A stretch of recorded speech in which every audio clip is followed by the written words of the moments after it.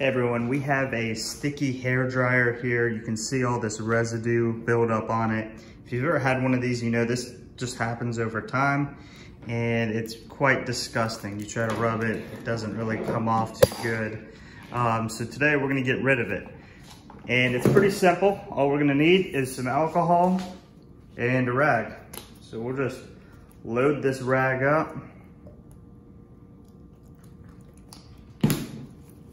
Nice and damp, and you can see here, we just rub it on it, work it back and forth.